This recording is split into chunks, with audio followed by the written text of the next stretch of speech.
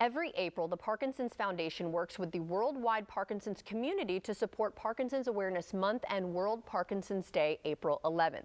It's all designed to make life better for people living with PD, plus improving care and advancing research. So joining me today is Parkinson's Foundation President and CEO John Lear, along with Susan Brown, a person living with Parkinson's, as well as a care partner, I should say, for her father, who also has the disease. So we're so happy to have you here to talk about this important information, but I want to know first, let's get out what you would want people to know about Parkinson's, first and foremost. Sure. So Parkinson's is a disease that affects 1 million Americans, and each year 60,000 individuals are diagnosed with the disease. It is a progressive degenerative neurological disorder that gets worse over time, and it affects movement, cognition, your ability to live your life to the fullest. While there are treatments out there, we don't have a cure, so that's one of the things we're working really hard to find. Of course. And Susan, would you be able to share some of your experiences with Parkinson's and serving as a Parkinson's care partner? Sure. I have young onset Parkinson's. I was diagnosed a few years ago. I'm in my 50s. My father was also diagnosed in his 50s. The set of symptoms is different for everyone. So, for me, it tends to be fatigue, a tremor.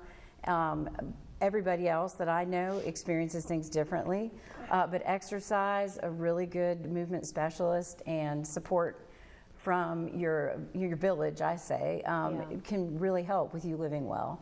That's so interesting too to hear that people deal with different symptoms. So that's, you definitely want to know what we're dealing with here then, so you can know all the facts before, you decide where to go from there. So what are some other factors to consider when it comes to the disease?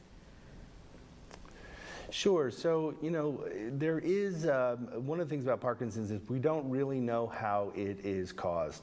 There is a genetic component to it. About 15% of people will have a genetic cause of Parkinson's. There are environmental triggers, and so we're looking at that very carefully. And then sometimes it's just the natural aging process, and it's a disease that primarily affects older people. Susan's a little unusual because she's has young onset. But the genetics thing is something that our foundation is looking at very carefully. And what are some of the keys to living well with Parkinson's? I would say exercise is the primary and probably the most important for me. I also think that you want to be supported by a very good neurologist or movement specialist in your community. And then also, finding resources like the Parkinson's Foundation and people that are in your circle of friends and family that can understand day to day things are different every morning you wake up. Right. So what should someone do if they have symptoms or suspect that a family member might have the disease? Yeah, so the first thing I would say is go see your doctor. Ask him or her whether that you think they have the symptoms for Parkinson's disease. They'll walk you through it, and they'll rule it in or they'll rule it out. You can also call our helpline, 800-4PD-INFO. That's 800-4PD-INFO. Or you can go to our website, which is parkinson.org. There's a lot of different materials on our website that will help you understand this disease much better. And tell us a little bit more about Parkinson's Awareness Month.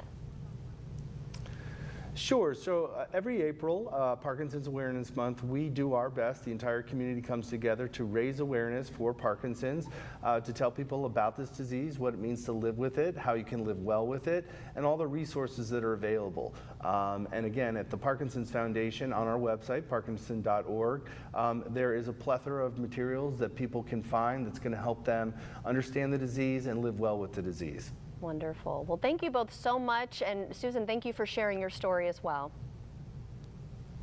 Oh, thanks for having me. Thank you. Of course. And if you'd like to see this segment again, just head to our website, firstcoastliving.net.